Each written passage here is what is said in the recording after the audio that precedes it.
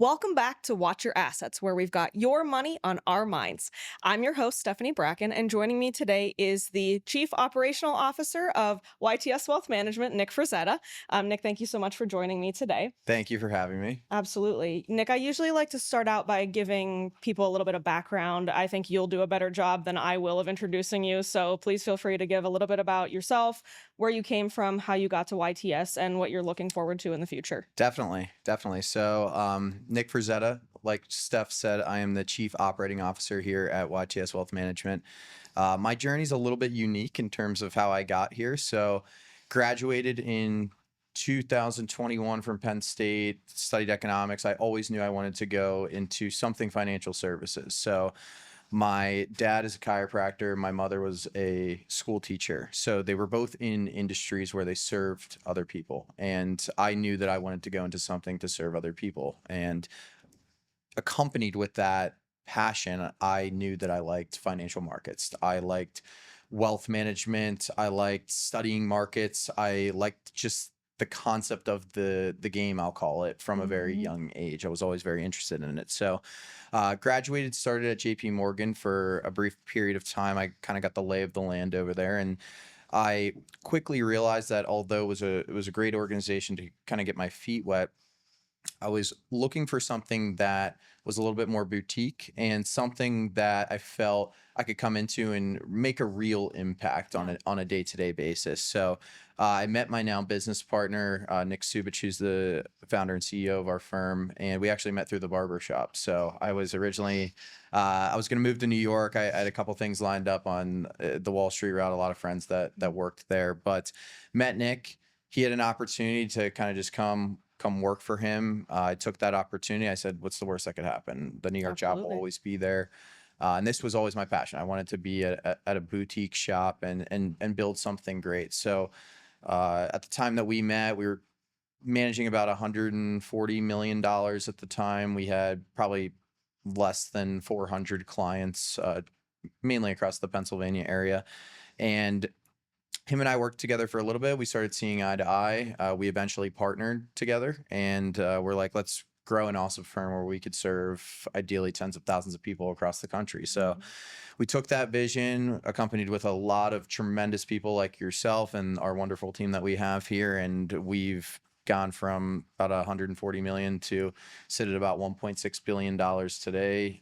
10 offices across three different states, and we are just looking to continue to do everything we can possibly do for our clients every single day. And we do believe that's what separates ourselves from a lot of other firms is we are not a transactional firm. We truly believe that being a part of YTS is like a family, and we treat Mhm. our clients like family, as cliche as it sounds. But there's not a lot of other firms that are eating meals with their clients and doing events like a golf outing or picnics or community events while also making sure that their finances are taken care of. Their Mhm. legacy is going to be watched over and passed down from generation to generation. So we've went into it with that view of always just doing whatever we can to help people, and we've been very fortunate that it has become what it has been today. Yeah, and it's been awesome. I mean, I've been here for about 2 years now, and to see the growth of the organization just even in that short amount of time has been awesome. It's been awesome working with you,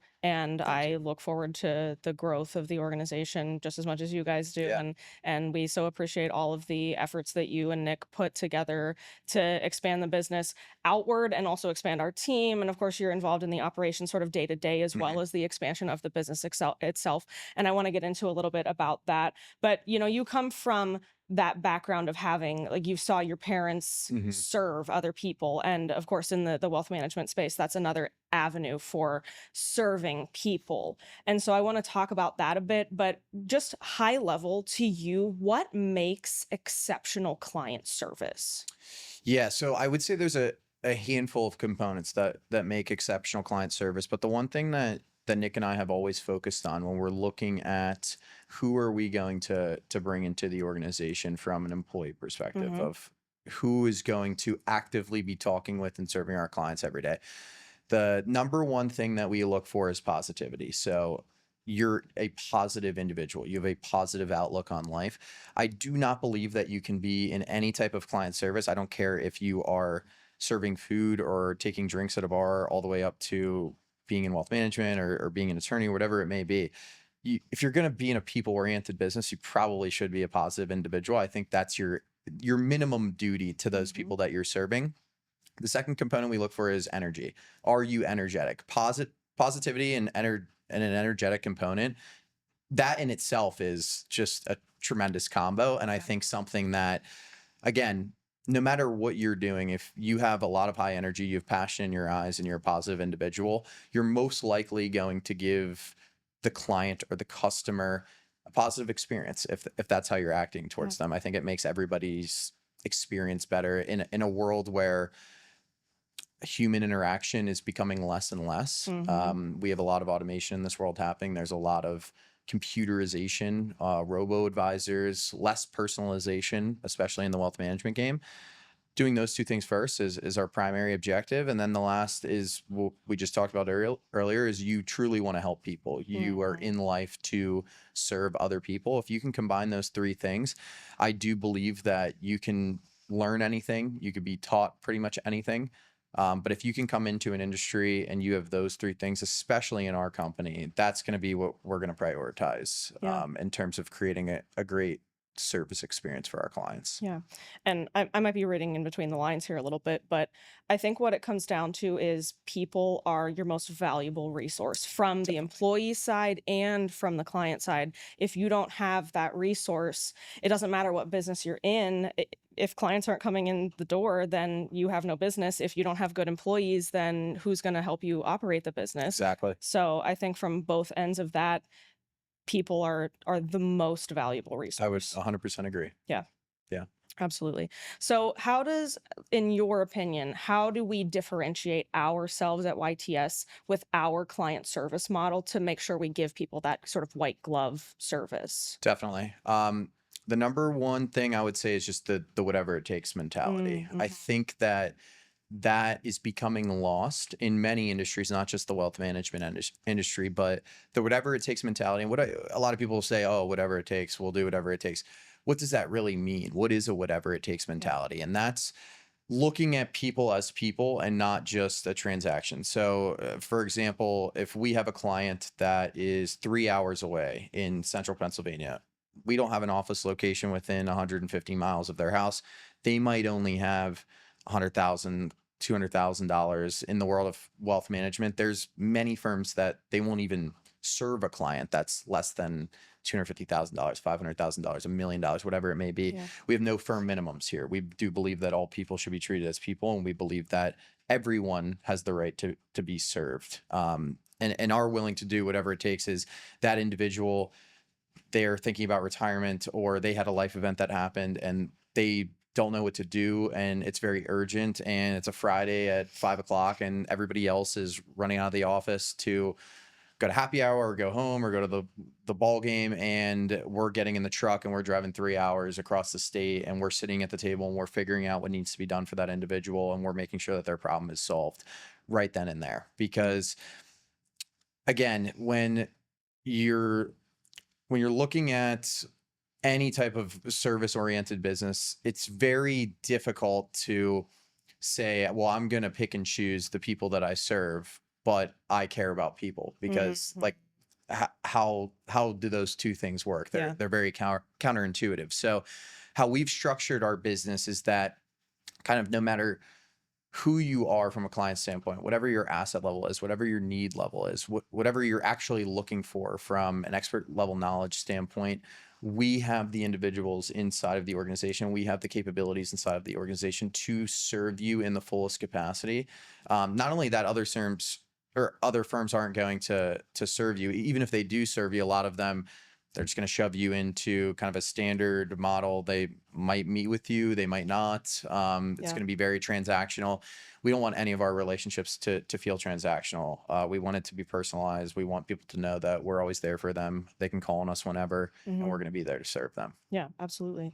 Can you walk me through the process of how, when a new client comes on board, kind of what they can expect? And so you were talking about client events Mhm. like golf outings and picnics and other appreciation events. But there's that side of it. And then, of course, there's sort of the onboarding process when someone Yeah, does want to become a client with us and engage with us. So, can you walk us through, I guess, both sides of that? definitely. Yeah. So I think our new client onboarding process is it's probably the most important process Mhm. that we do at our firm, because I'm a really big believer in, and I tell our client service associates, especially those who work the front desk, all the time.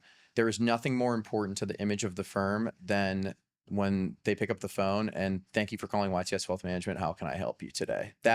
The energy, the passion that individual on the other side of the phone hears is already creating an image of what their experience is going to be with that firm. So that's the number one thing, is you're going to get a very positive and energetic person that's going to answer that phone. And once they do answer that phone, they're going to gather a little bit of information from you. They have a little bit of due diligence that they're going to gather so that they can provide our advisor with at least a base level of information, so they kind of know what they're working with before they get on the phone with you. Mhm. And ideally, and in almost every single case, unless every single one of our advisors were to be in a client meeting at that time, you're getting an advisor on the phone live. You're getting somebody who's going to get on the phone with you within 2 minutes of you calling into any of our offices. You're going to get one of our seasoned financial professionals. They're going to have a conversation with you about you.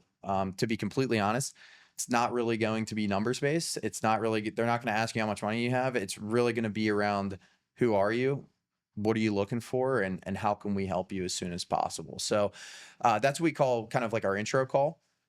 Once that intro call happens, the next step of our process is what we call our fact finder. So we're calling you into a meeting.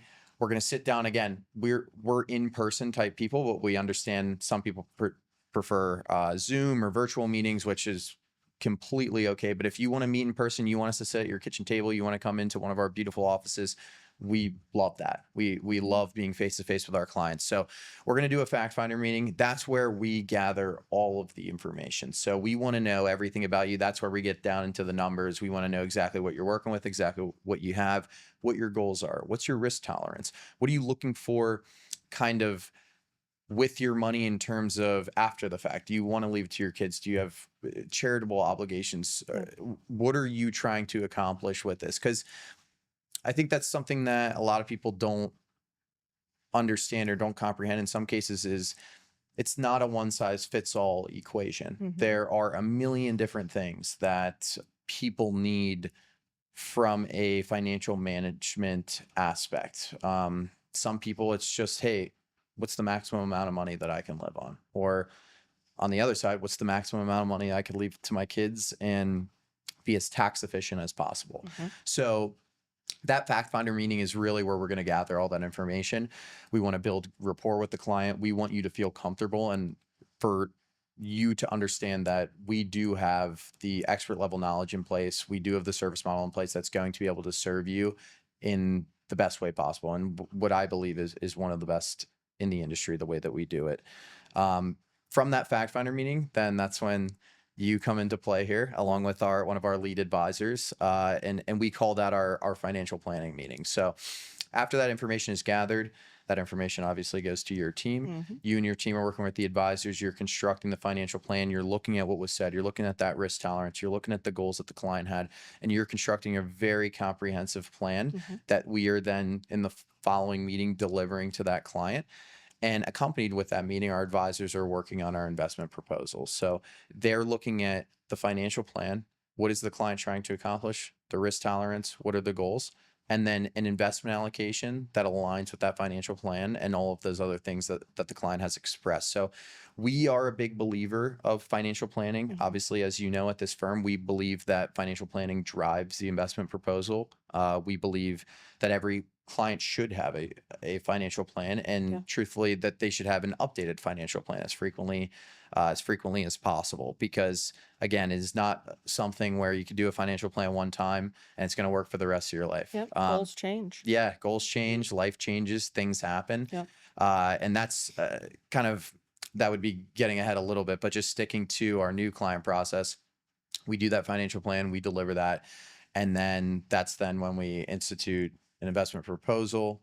We find something that works with the client, and then we are very what's the word that I'm looking for? We prioritize speed in Mm, terms of getting things done and sticking to our process. Because one thing that we have learned and that we have noticed is this world is ever changing very, very quickly too. A lot of yep. things are happening at the blink of an eye. And we know that with our clients' money out of our control, it's a disservice to them because they don't have somebody watching over it 24/7 like we do in-house with all of our different client Yeah. assets. So we want to make sure that as we go through our process, we institute our financial plan. Like our next thing is, okay, assets are coming over. We're going to then have a meeting once all the assets are over, once all the investments are allocated. We're going to show you exactly where everything is, go over again what exactly everything does. And then you're going to have a recurring meeting schedule on a go forward basis for the remainder of our relationship where we're going over your investments. We're looking at strategic and tactical allocation changes if need be. We're always reviewing, updating, changing your financial plan. Um, as long as well as a multitude of other services that we offer, from tax guidance, insurance guidance, things of that nature. So yeah, that's kind of very long-winded, but that's our new client process, and Yeah. I'm very passionate about that process because again, there's nothing more important than that first bit of the relationship. We always say it's Mhm. like the first 30 days, it's like you start dating the new person, or it's the whatever it is, it's the new game, or it's something new in your life, the new pair of jeans or the new pair of shoes that you love. It's always really fresh and fun in that first 30 Mhm. days. And we want that experience for our clients to be incredible. And then our goal is, how do we make the new shoes or the new outfit or the new jean experience continue to last for the rest of our relationships, with Yeah. which kind of rolls into your next question with like our client appreciation and Yeah. how we prioritize that. So um but yeah, that's kind of the new client process. Yeah, So that's great. Yeah, I think yeah. that's going to be very insightful for people listening. So you're talking about that first 30 days. So I want to talk about that for a second Yeah. because I think people do business with people that they like, know, and trust, right? Mhm. And so I think building rapport, building trust with people is super, super important because if you can't trust somebody, regardless of the type of relationship you have, if you can't trust the person sitting across the Yeah. table from you, you can't have a solid relationship with them. Mhm. So can you talk about in your experience how you've built trust, how you build that solid relationship with the clients that lasts a lifetime? Definitely. I think it goes back to what I originally said of the whatever it takes mentality. And again, this is why we always prefer in person, and we're a very Mhm. in person group. But when you're really passionate about something, like how we are about what we do, and our advisors are about what we do, and everyone in the organization is very passionate about what we do, and you're staring across the table, and somebody is coming to you with, I won't even say something big. It's arguably one of the largest things in their life is the financial security of Mhm. themselves and their family. So Yeah. this isn't just, again, not knocking any type of transactional or retail business, but this isn't just you're going to the store and making a decision that is $10 of buying something or $20 of buying something. This is a lifelong decision with a client or family's net worth that they are going to entrust another individual. So Yeah. we take that extremely, extremely seriously. And in taking that as seriously as we do, we want to make sure our advisors and our staff are over prepared always. We want to make sure that we are always on call. Anything that is needed, we are always there.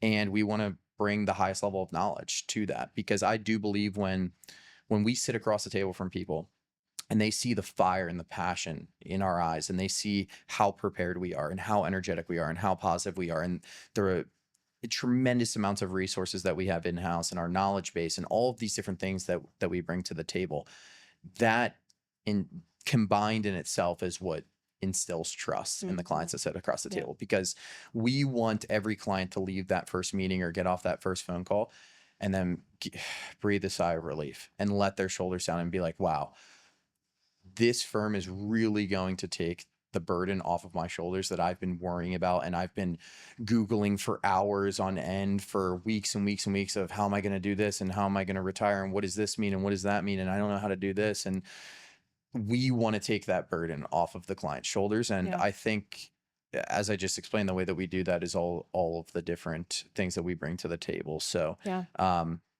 yeah, that's, and again, like you said, it's the most important thing in in our business is the trust aspect. Yeah. And I mean, you don't have to expand on this anymore, but I think another piece of that is the fact that we are an all encompassing firm with your total solution, where we do not only retirement planning or investment planning, but we have that holistic financial plan that we put into place. We do tax planning, estate planning, insurance planning. So we try to do everything for our clients That's right. so we can provide them with all of the services that they would ever need, and it takes, you said, that burden off of them, but not just the burden of what am I going to do with my money. Yeah. It's how am I going to protect my loved ones? How am I going to make sure that my assets are passed on to who I want them to be passed on to in the most tax efficient way possible? Am I protected on the insurance side of things, life insurance, health insurance? Am I paying too much for my coverage? Yeah. All of those things are going to be addressed whenever you are a client at YTS. Definitely. And I think that's the tremendous value of having tremendous people like yourself and like our insurance team and our tax relationships and things of that nature is I will never sit there and Nick and nobody in our organization will ever sit there and say that we know everything and that we're Sure. the smartest people. But what I can say is that we do have experts in the seat that they operate in and that they specialize in. And that combined together is a, I would say, an unstoppable team. And it's going to create an experience for the client that is unlike any other experience that they're going to get anywhere else. Because the idea is that you can walk into one place and it's not that everything's going to be taken care of. Not that it's not just like, oh, I'm going to go here and everything's going to be taken care of. It's that you're going to get the highest level of expert knowledge in those areas of being taken care of. Yeah. So you don't have to go to a different tax office or to a different insurance office or to go to another CFP to get a financial plan. Yeah. We want to make sure that all those experts are there cohesively working together. And that in itself is going to create an experience that is very unique to many other firms. And that's why we've always leaned into the boutique feel of like your family. If you're family with someone, it's not like you just help them with one thing. You want to help them with everything. So Yeah. it's kind of the mentality that we lead with that. Yeah, absolutely. Um, so when you're shopping, I'm kind of talking a little more general, I guess, now Mhm. about whenever you're shopping for a wealth manager or a wealth management firm, are there some things that clients might want or look for in their advisor that is something for them to just keep in mind? Yeah, I mean, I think I would say that your advisor being available. I know that's a very bare bones, but you would be very surprised that there are a lot of advisors in the industry, I would say, that may not prioritize like always being available for their clients. And that's something that we always want to prioritize is no matter what, you're going to get an answer from an advisor. Your advisor is always going to be there to help you. So Yeah. I would say that's the number one thing. The number two thing would be how well does your advisor really know you and your Yeah. situation? Hmm. Did they take time to listen to you, or did they come to the first meeting and already tell you what they were going to do? Because to me, that's just, I wouldn't be able to tell anybody, give anybody guidance and say like, hey, this is probably what you should do if I haven't taken time to get to know who you are, learn about Yep. you, and understand what are you trying to accomplish. Yeah.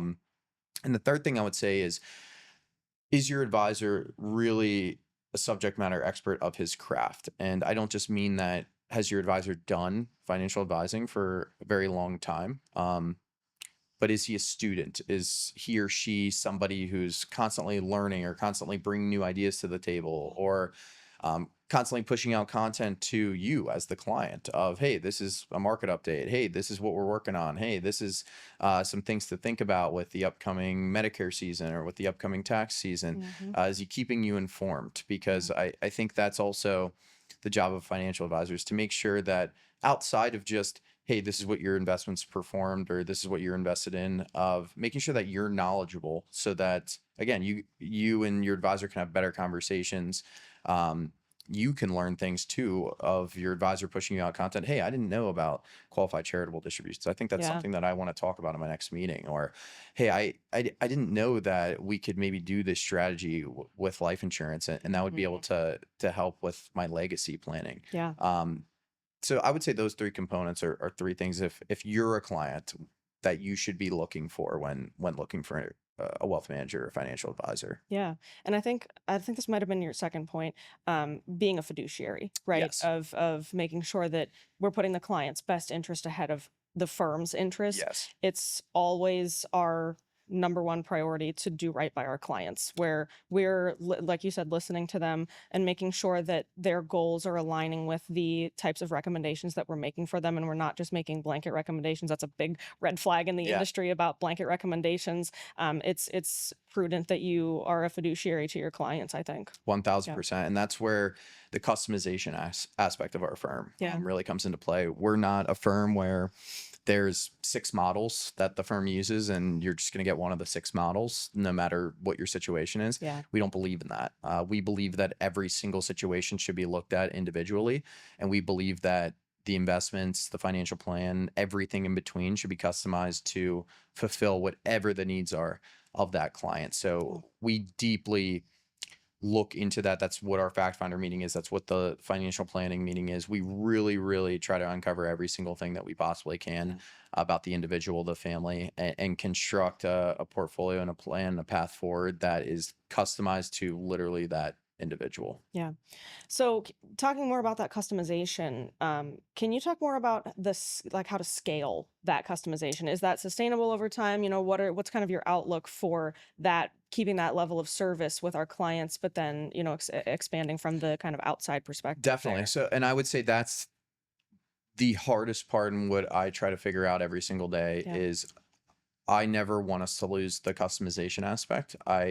You look at a lot of the larger scale firms and they don't allow that. They Hmm. really don't. You go to firms, they have subsets of models or subsets of investments or very, I would say, very stereotypical plan that they put you in, and it's cookie cutter. Hmm. We never want to be that. We always want to be that boutique customization feel.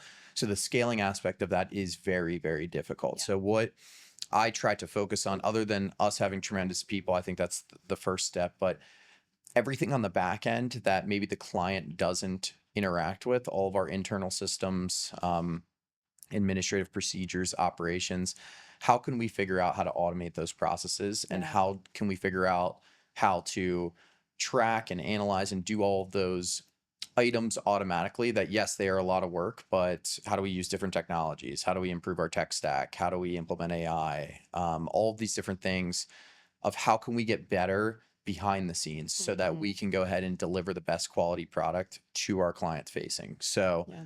that's what I'm have been working on, and what I'll continue to work on as we continue to grow and scale. There's no substitute for incredible people, but what makes incredible people even more incredible is you put incredible systems, incredible software, incredible tech behind them so that they can utilize that to be even better Yeah. to their clients and be able to do even more. So I think that's always the dichotomy of what you're trying to balance is how do we stay as boutique and keeping everything customized, while how do we go out and serve another 1,000, 2,000, 5,000 people in a way that actually is doable and scalable. Hmm. Yeah. And I want to talk more about AI because you mentioned it. That's all the rage now. Yeah. Like it's almost becoming a trend that Mhm. AI is taking over the world. It's taking over everybody's businesses. It's all over social media. So, in your eyes, how do you use it in a way that's helpful? Yes. Yeah. I would say there's a handful of ways that we're using it right now, and a lot of different things to come as I think the regulation starts to get put on it, and the compliance and whatnot, because that's always the forefront is always we want to make sure everything that we're doing is buttoned up, compliance approved, Yeah. and making sure that we're doing everything um, in line with rules and regulations. And uh, I would say the one thing that we're definitely utilizing is a new AI note taking software. So essentially, what that software does is it allows you to sit in a client meeting with the note taking software. It's able to extract information and put that information into a template, which then is able to drive any type of follow up tasks, follow up emails, next step action items, all these different things that would be a manual process Yeah. for our advisors or for our financial planners or for our administrative staff.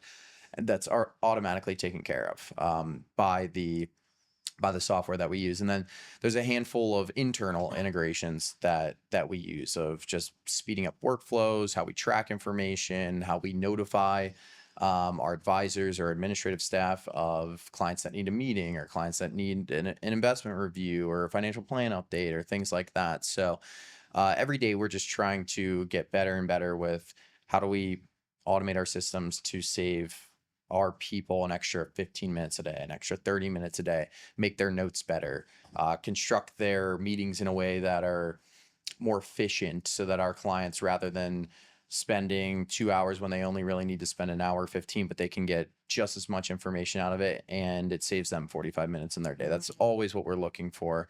Time is the one thing that you cannot buy in this world. So it Yeah. is very, very valuable. And anything that we can do to save our people time, make our clients' time more efficient, without sacrificing any of that personalized human touch that we pride ourselves on, I think is always what we're looking to do. Yeah. And I didn't hear you say you're replacing people with AI, Definitely which not. is good. No, definitely not replacing. And we always say is AI makes AI and the tech stacks that we're implementing are only making our people better. Yeah. And it really is. And I can't speak for other industries, but if you try to fully automate the wealth management industry or being a financial advisor, I don't know how that would work, because when something happens in the market or when you have a life event, you want to go talk to a human, and there Absolutely. might be some emotion involved, and there most likely is going to be some emotion involved, and you want someone who understands you and understands what you went through and your psychology about how you think about your money or investments or the market or your portfolio or your financial plan. And you can't get that out of technology. That Yeah. there's very unique things that us as humans are able to bring to the table and how we interact with other humans. So I don't think that there will ever be replacing of people, but what I do believe is that with the proper usage of technology and AI and automation, is that we can make one great person do the work of three great people with properly utilizing that technology. And I think that's just awesome to think about. It's very exciting. I think some people do get scared of it, but it's just another change, and it's another thing that we have to adapt to in this life. And although change is sometimes scary, usually change is good. I always use the example, if people didn't adapt and change, like we would still be riding horseback around and sending letters Yep. through couriers to get information across if people Yeah. never adapted change. So Absolutely. change is scary, but change is good. And I do think that AI and automation development is going to be great for the wealth management industry. Yeah. I've found that replacing the word change with progress Yes, is I a like that. good, yeah, is a better use of the word, I like because that. it's Yeah, scary to think about change, but progress makes it seem definitely. better. Yeah. Yeah. Absolutely. I usually like to end these by having my guest give the clients kind of a takeaway, a piece of advice, something Mhm. like that. Do you have something in the vein of client experience that you can leave people with? Um, I would say, in terms of, I can't speak for other firms, but for our firm, you're not going to meet a group of individuals that are going to care more about you and work harder for you than YTS Wealth Management is. And we truly do want to be that partner, not only for yourself, but for generations to come, Yeah. to make sure that your financial legacy, the burden of dealing with your finances, the everything in between of dealing with your finances is taken care of by people that you trust, and people that you know are going to go above and beyond every single day for you. Mhm. So that's what I would leave everyone with. And if you need any help or need anything or have a question, definitely don't hesitate to reach out to us. We're always here to help. Yeah, absolutely. And if anyone wants more information about Nick, about YTS, he co-hosts a podcast with our CEO, Nick Subich, called Discipline to Win. Follow that on all social media platforms. You can give us a call at 724-733-4334 or visit ytswealth.com. Follow Watch Your Assets on all social media platforms as well. And we will see you on the next one. Thank you so much, Nick. Thank you. Appreciate it. Absolutely.